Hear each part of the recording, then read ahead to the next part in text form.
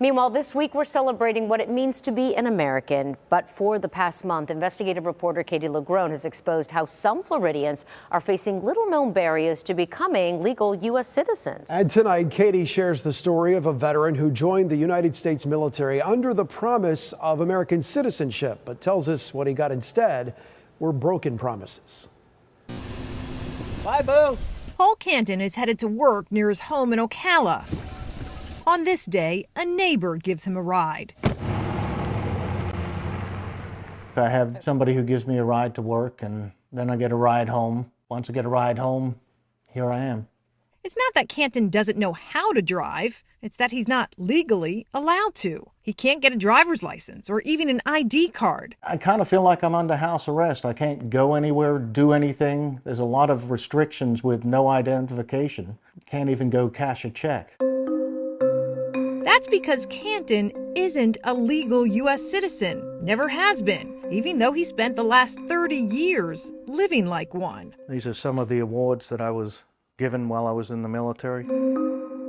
It all started when Canton, who was born in New Zealand and raised in Australia, says he was recruited to join the U.S. military. That's right, Canton isn't American, but he's got all the goods to show he served as an American soldier in the U.S. Marines.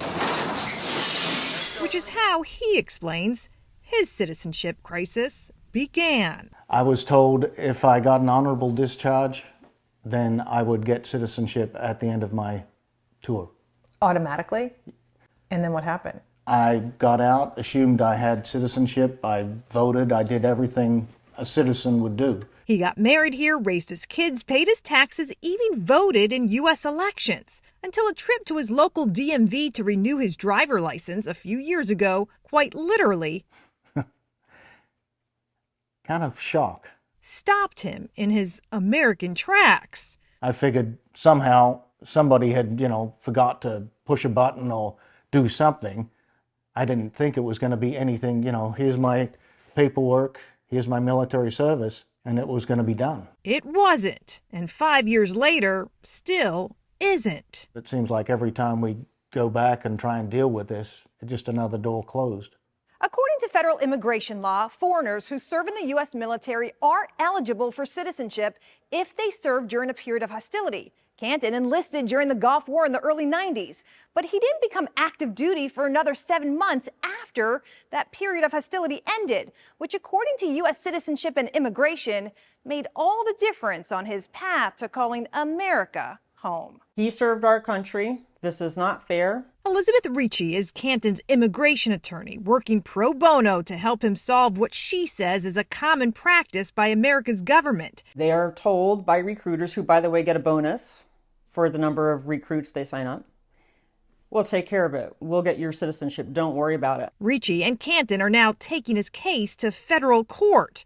But the notion of America recruiting foreigners into its military under false promises isn't new. Unfortunately, it is not new. It has been going on for many years. Rose Carmen Goldberg is director of the Veterans Law Practicum at UC Berkeley School of Law. Earlier this year, the group released this report detailing America's long history of recruiting immigrants to serve our country only to abandon them after service. The report, titled Broken Promises. This problem is so big that the federal government itself doesn't even know the scope of the problem. In terms of the numbers of people, is there any way to quantify that? Rough estimates are hundreds or thousands. No one knows. In an email, a spokesperson from the Department of Defense said it does not sanction bringing immigrants into the U.S. military under false promises of obtaining citizenship, but goes on to state while non-citizens who enlist under the law are qualified for expedited naturalization, those pursuits are between the individual and U.S. Citizenship and Immigration Services. It just doesn't make any sense at all. Paul Canton doesn't know what his future in America holds. After he joined America's military, he lost his citizenship in Australia, leaving the father of two and recent widow. She's still here because if we buried her, I've got no way to go visit with her. Essentially stateless and pleading for America to give what he says it promised when he stepped up to fight and defend her. Why are you fighting this so hard? I've got nowhere else to go. U.S. Citizenship and Immigration not commenting on Paul Canton's case, telling us they don't discuss individual cases. But a spokesperson says they recognize the sacrifice of veterans and are committed to properly adjudicating applications. Canton, meantime, is still waiting for his first hearing in federal court. I'm My Team investigator Katie LaGrone taking action for you.